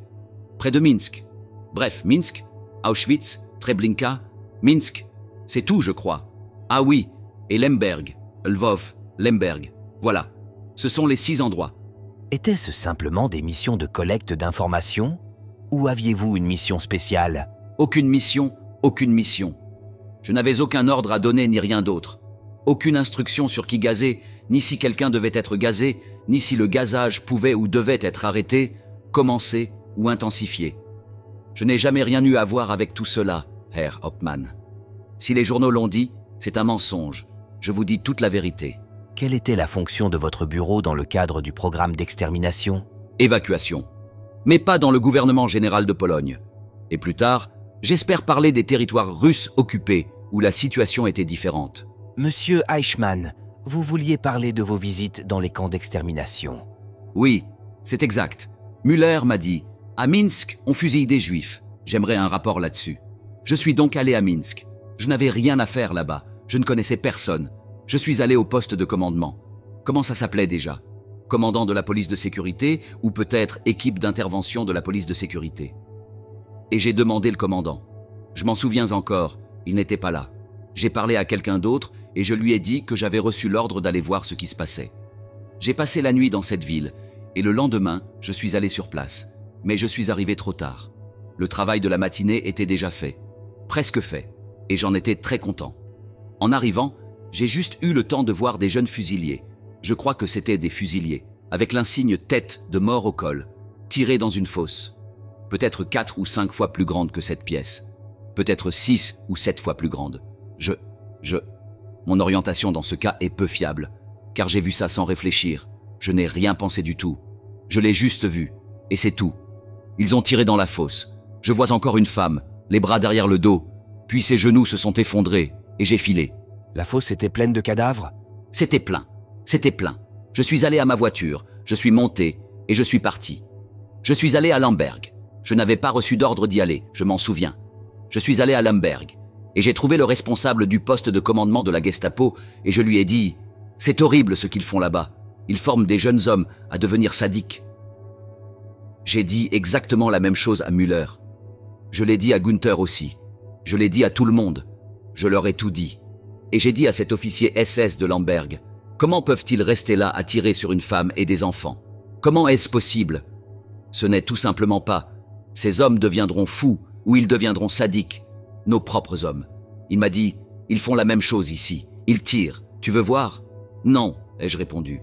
Je ne veux rien voir. Nous allons passer par là de toute façon, a-t-il dit. Il y avait là une fosse. Elle était déjà comblée et le sang jaillissait. Comment dire? Comme un geyser. Je n'avais jamais rien vu de tel. J'en avais assez de cette mission. Je suis retourné à Berlin et j'ai rapporté ce que j'avais vu au Gruppenführer Müller.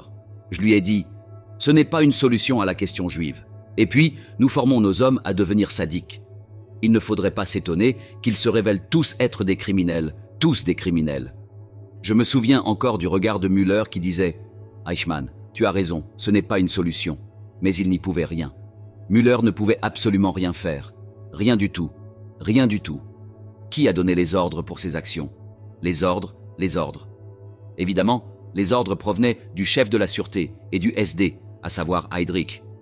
Mais il devait aussi recevoir ces instructions du Reichsführer SS, à savoir Himmler. De son propre chef, il ne peut pas. Il n'aurait jamais pu faire de telles choses de son propre chef. Et Himmler devait avoir reçu des ordres exprès d'Hitler. Sans ces ordres, il aurait été viré avant même de savoir ce qui lui arrivait. Himmler n'a-t-il pas donné des ordres écrits concernant cette solution finale de la question juive? Bref, Pour extermination? Extermination physique? Pour l'extermination physique. Je n'ai jamais vu d'ordre écrit, monsieur le capitaine. Tout ce que je sais, c'est qu'Heydrich m'a dit « Le Führer a ordonné l'extermination physique des Juifs ». Il l'a dit aussi clairement et sûrement que je le répète maintenant. Et ce furent les premiers résultats, des résultats à petite échelle, dont je vous parle maintenant. J'ai imploré le Gruppenführer, s'il vous plaît, ne m'envoyez pas là-bas. Envoyez quelqu'un d'autre, quelqu'un de plus courageux. Ils ne m'ont jamais laissé aller au front. Je n'ai jamais été soldat. Il y a plein d'autres hommes qui supportent de telles choses, qui ne s'effondreront pas. Je ne peux pas le supporter. Je n'arrive pas à dormir la nuit. Je fais des cauchemars. Je ne peux pas le supporter, Gruppenführer. Mais cela ne m'a mené nulle part. Des Juifs du Reich, d'Autriche et du protectorat de Bohême et de Moravie ont-ils été envoyés à Riga et à Minsk à l'automne 1941 ? En 1941, monsieur le capitaine, c'est possible. Je ne sais pas. Je sais seulement qu'il y avait des trains pour Minsk et Riga. Saviez-vous qu'à l'automne de cette année-là, des groupes d'action, Einsatzgruppen, ont liquidé des Juifs par fusillade, à Riga comme à Minsk ? Je ne le savais pas à l'époque, mais bien sûr, j'en ai entendu parler plus tard. Vous dites que vous avez inspecté Minsk ? J'ai déjà dit que mon bureau 4B4 n'avait rien à voir avec l'activité des groupes d'action à l'Est. Nous ne les dirigions pas, ne leur donnions pas d'ordre. Nous n'envoyions pas non plus, d'observateurs ou de conseillers. Avez-vous reçu des rapports périodiques sur les groupes d'action, des rapports dits d'incidents, donc des communications sur la liquidation des Juifs en Russie ? Oui, à propos de la liquidation des Juifs et d'autres activités des groupes d'action. Je n'ai jamais prétendu ignorer cette liquidation. J'ai seulement dit que le bureau 4B4 n'y était pour rien. Je dois ajouter ici un élément qui, chronologiquement parlant, aurait dû être mentionné plus tôt. La conférence sur le projet Barbarossa. Peu avant le début de la guerre germano-russe, une conférence s'est tenue à Berlin, à laquelle tous les hauts responsables du quartier général de la sécurité du Reich étaient tenus d'assister. C'est là que j'ai entendu pour la première fois le nom de code des préparatifs de guerre contre l'Union soviétique. Quelqu'un a lu un document organisationnel, préparé bien avant, qui mentionnait les groupes d'action et les équipes d'action à l'Est. À mesure que les troupes allemandes avançaient, des groupes d'action sous le commandement de la police de sécurité et du SD, Heydrich, les ont suivis de près et ont pris le contrôle de la police. Le chef de l'un de ces groupes d'action était Ohlendorf, qui a témoigné lors du procès pour crime de guerre à Nuremberg que son groupe avait fusillé 84 000, ou peut-être 94 000 juifs. A-t-on précisé lors de cette conférence quelle devait être la mission et la fonction de CS Groupe d'action ? Non, ce n'était pas précisé. Je pensais que c'était quelque chose de militaire, quelque chose en rapport avec l'offensive, avec la Waffen-SS, et j'étais contrarié à l'époque, car je pensais avoir été ignoré. Ma promotion avait été relativement rapide, et je me suis dit, maintenant, je suis Obersturmbannführer, mais si on m'envoie au front, je serai promu Standartenführer en un rien de temps. En fait, je suis resté Obersturmbannführer jusqu'au 8 mai 1945. Je ne pouvais plus être promu. Un chef de bureau, référent, équivalait à Regierungsrat ou Oberregierungsrat dans la fonction publique, et j'avais déjà atteint le grade SS correspondant. Vous étiez aussi à Auschwitz ? Je recevais sans cesse des ordres pour visiter Auschwitz. Müller m'a dit qu'ils agrandissaient l'usine, et il voulait que j'y jette un œil et que je lui fasse un rapport. Herr Hauptmann, ces types étaient très cruels, décrivant ces choses de la manière la plus horrible possible à un homme habitué au travail de bureau, le lui exposant le plus brusquement possible. Naturellement, ils se sont moqués de moi quand j'ai lâché prise et que je n'ai pas pu conserver ma dignité militaire. C'est comme ça qu'ils appelèrent ça, comme ils l'ont fait. Heuss m'a dit qu'Himmler était allé là-bas et avait tout bien examiné. Il m'a dit que le Reichsführer lui-même avait les genoux qui vacillaient. Il voulait dire cela, dans un sens péjoratif, car Heuss lui-même était complètement endurci. Ce fut le jour où Himmler, après avoir vu cela, sans doute pour se donner du courage et cacher sa faiblesse aux hommes du camp, dit à Heuss que c'était des batailles que la génération future n'aurait pas à mener. Lors de ma visite du camp, Heuss fit venir une voiture tout-terrain. Nous nous rendîmes à un endroit précis. Je ne connais pas Auschwitz. Je ne dépassais jamais le poste de commandement à l'entrée principale. Je n'en avais aucune envie. En roulant, j'aperçus de grands bâtiments. On aurait dit des usines, d'énormes cheminées. Heuss me dit « On travaille à plein régime, 10 000 !» On était en train de travailler. On séparait les valides de ceux qui étaient censés être inaptes au travail. Je n'ai pas assisté au gazage. Je ne pouvais pas, je serais probablement tombé à la renverse. Et je me suis dit « Ouf, J'en ai fini. Mais ensuite, il m'emmène vers une grande tranchée. Elle était très grande, je ne sais pas exactement combien, peut-être 100 mètres de long, peut-être 150 ou 180. Et il y avait une énorme grille, une grille en fer, et des cadavres brûlaient dessus. Puis j'ai eu mal au cœur, mal au cœur. Mais tu étais encore à Treblinka? J'aimerais dire quelque chose à propos de ce dernier point de cette terrible affaire. Je veux parler de Treblinka. On m'a donné des ordres. Je suis allé voir Globoknik à Treblinka. C'était la 2e fois. Les installations étaient maintenant opérationnelles et je devais faire mon rapport à Müller. Je m'attendais à voir une maison en bois sur le côté droit de la route et quelques autres sur la gauche. C'est ce dont je me souvenais. Au lieu de cela, toujours avec le même Sturmbannführer. Höfle, j'arrive à une gare avec un panneau indiquant Treblinka, qui ressemble exactement à n'importe quelle gare allemande en Allemagne. Une réplique, avec des panneaux, etc. Là, je me suis reculé autant que possible. Je ne me suis pas approché pour tout voir. J'ai vu une passerelle entourée de barbelés, et, par-dessus cette passerelle, une file de juifs nus était conduite dans une maison. Une grande... Non, pas une maison. Une grande structure d'une seule pièce, pour être gazée. Comme on me l'a dit, ils ont été gazés avec... Comment ça s'appelle? Du cyanure de potassium. Cyanure. Cyanure de potassium, ou acide cyanique. Sous forme acide, on l'appelle acide cyanique. Je n'ai pas regardé ce qui se passait. J'ai fait mon rapport à Müller, et comme d'habitude, il a écouté en silence, sans un mot de commentaire. Seule son expression disait « Je n'y peux rien ». Je suis convaincu, monsieur le capitaine. Je sais que cela peut paraître étrange venant de moi, mais je suis convaincu que si cela avait dépendu de Müller, cela ne serait pas arrivé. Que savez-vous du gaz Zyklon B? Je ne sais rien, sauf ce que j'ai entendu dire, qu'il est présent dans la bière. Enfin, j'ai entendu aujourd'hui pour la première fois qu'il s'appelait Zyklon B. On m'a ensuite dit qu'il se présentait sous forme de comprimés ressemblant à des sous-bocs, des dessous de verre en carton. Mais que ce soit du Zyklon B ou de l'acide prussique, je n'en ai aucune idée. Je vais maintenant citer un extrait de l'édition allemande du procès des principaux criminels de guerre devant le tribunal militaire international de Nuremberg. Il s'agit du témoignage sous serment de Rudolf Höss, commandant du camp d'Auschwitz de 1940 à 1943. Il a déclaré « Eichmann s'est rendu à plusieurs reprises à Auschwitz et savait exactement ce qui se passait. » Monsieur le capitaine, je n'en savais pas plus que ce que j'ai dit. Je savais que l'on tuait avec ces cartons ronds. Höss me l'a dit. Il m'en a même montré un.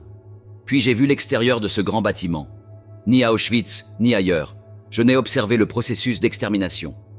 Il n'y a qu'à Minsk que je suis arrivé pendant les fusillades. Partout ailleurs, j'ai refusé, car brûler les cadavres, c'était tout ce que je pouvais supporter. Je n'en avais pas la force. Lors de son arrestation en Pologne, Rudolf Höss a rédigé des notes autobiographiques. Voici son livre, Commandant d'Auschwitz. Je vais en lire un passage. Eichmann m'a parlé des exécutions par gaz d'échappement dans des camions, comme cela avait été pratiqué jusque-là à l'Est. Cela n'aurait cependant pas été possible compte tenu des transports massifs auxquels on pouvait s'attendre. Exécuté par aspersion de monoxyde de carbone dans une salle de bain, comme cela avait été pratiqué pour les malades mentaux dans certaines régions du Reich, aurait nécessité trop de bâtiments. De plus, on se demandait s'il serait possible de se procurer suffisamment de gaz pour un si grand nombre de personnes. Nous avons laissé la question en suspens. Eichmann s'est engagé à se renseigner sur un gaz facile à obtenir et ne nécessitant aucune installation particulière, et à m'en faire rapport. Avez-vous un commentaire? Oui, monsieur. L'immense majorité de ces affirmations sont pure invention. Il est évident pour moi qu'il ne s'intéressait qu'à une seule chose, faire la lumière sur son propre département, le quartier général de l'administration et du ravitaillement SS, commandé par l'Obergruppenführer Paul.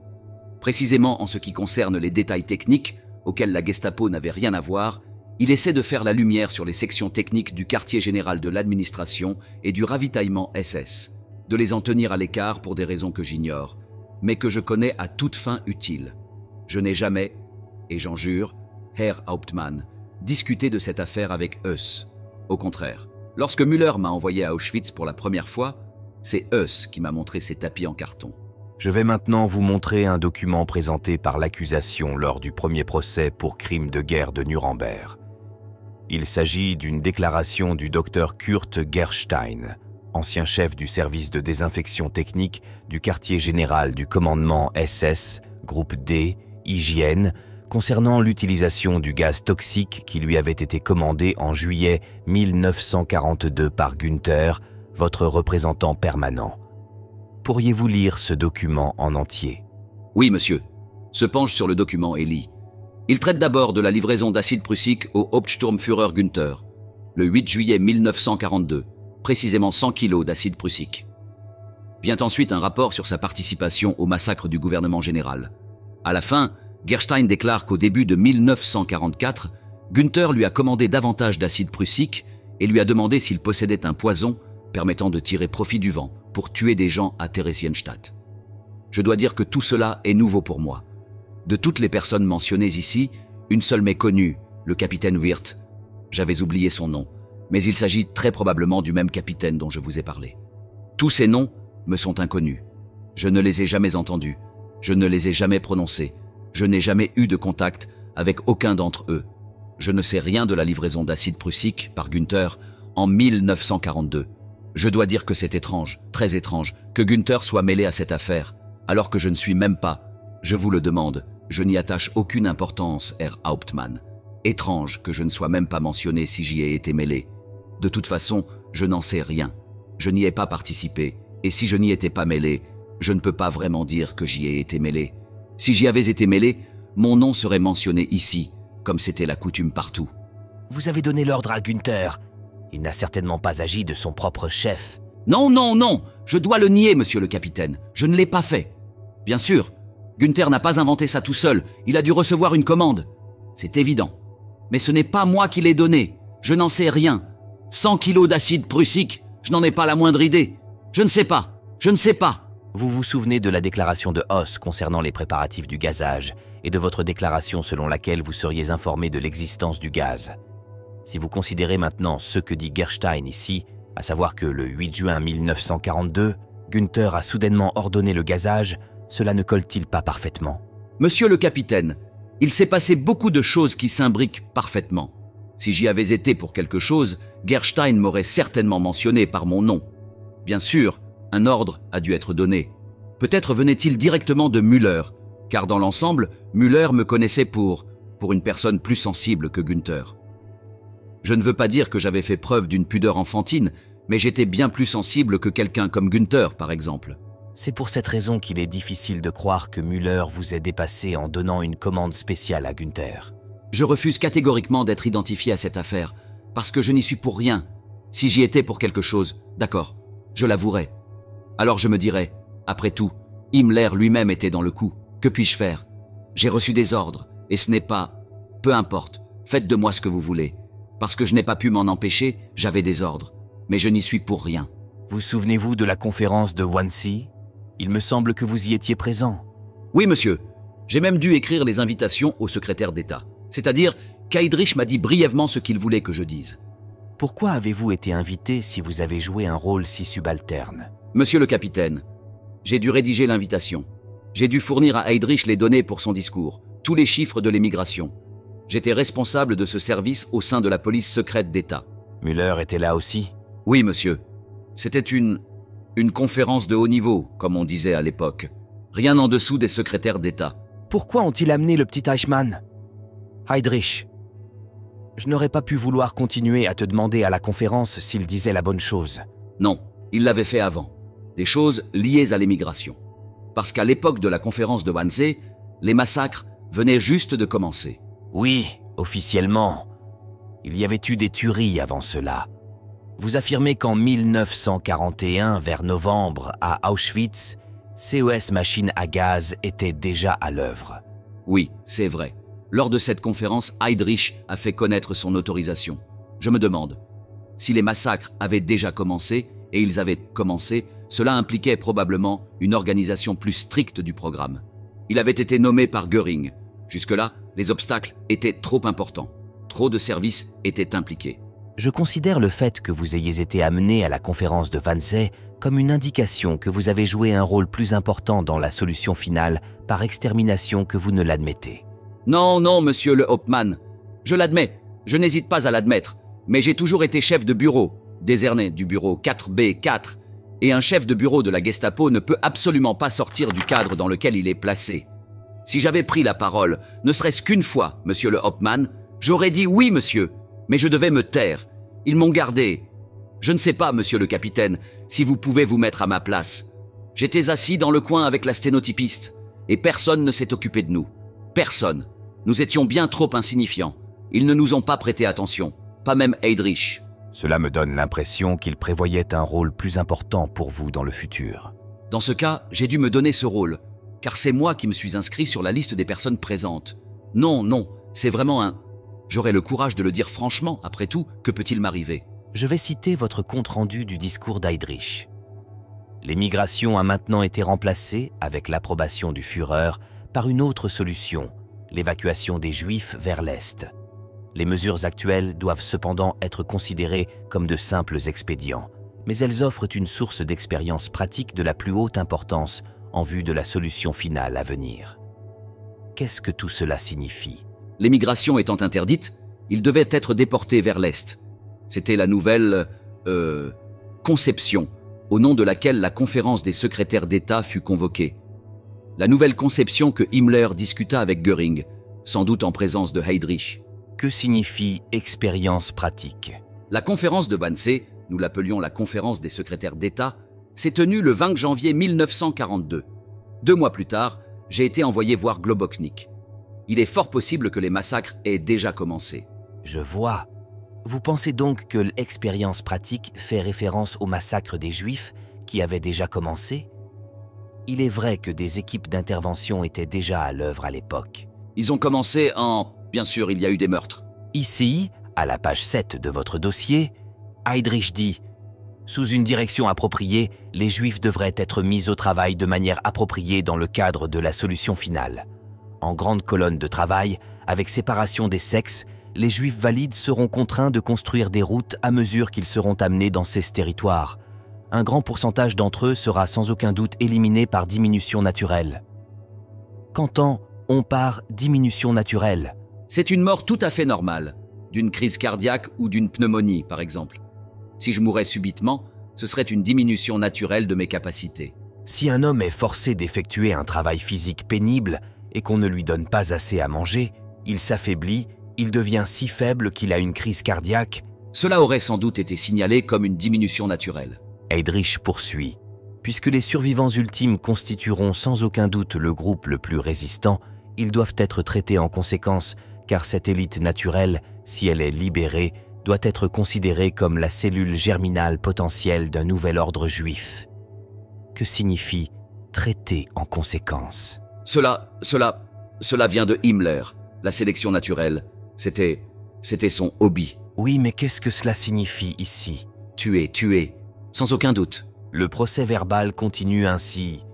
Le secrétaire d'État Dr Bühler, du cabinet du gouverneur général, a déclaré que le gouvernement général serait heureux de voir des mesures prises en vue d'une solution finale au sein du gouvernement général, car le problème des transports n'y était pas primordial et les considérations de main-d'œuvre ne constitueraient pas un obstacle.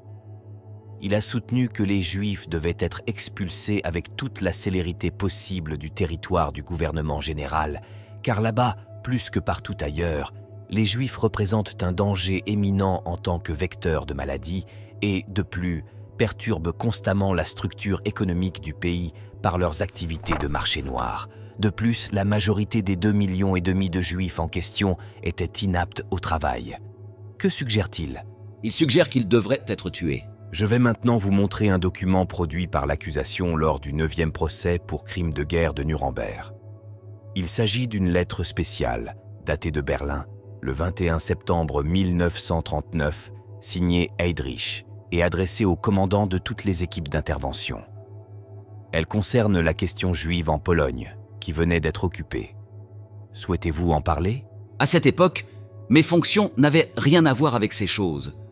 Cet ordre, que j'ignorais, ou du moins dont je ne me souviens plus après toutes ces années, comble une lacune dans ma connaissance du processus de ghettoisation.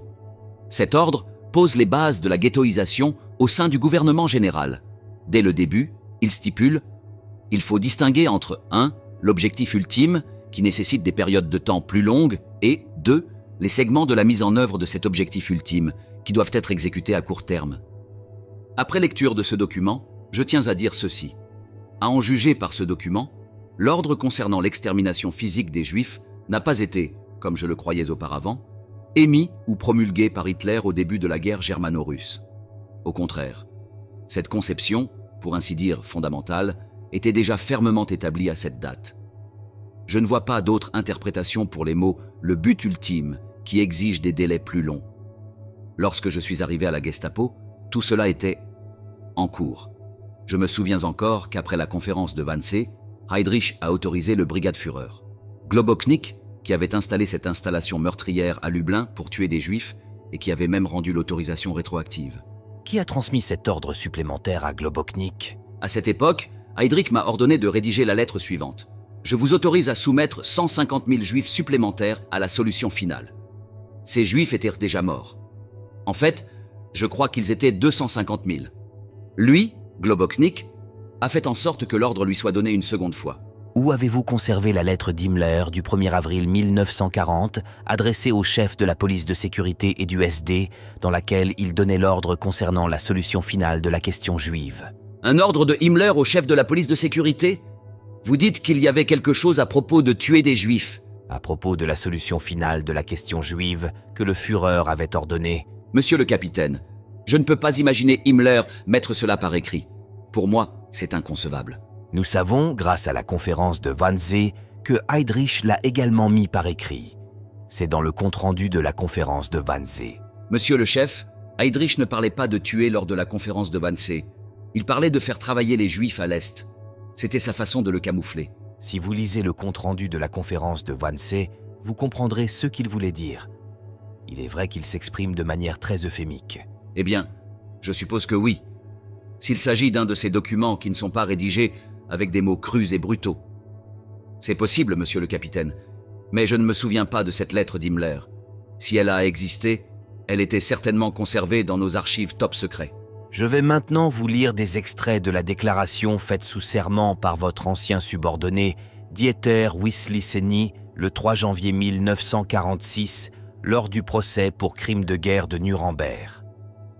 Interrogé sur sa mission particulière, Wisliceny a répondu « Eichmann était responsable de la prétendue solution de la question juive en Allemagne et dans tous les territoires occupés par l'Allemagne. » Interrogé sur certaines phases de l'activité anti-juive, Wisliceny a répondu « Jusqu'en 1940, les directives générales du bureau prévoyaient le règlement de la question juive par une émigration systématique. La deuxième phase, qui débuta alors, prévoyait la concentration de tous les Juifs en Pologne et dans les autres territoires occupés par l'Allemagne, sous forme de ghettos. Cette phase dura environ jusqu'au début de l'année 1942. La troisième phase fut celle dite de la solution finale, c'est-à-dire l'extermination et la destruction systématique du peuple juif.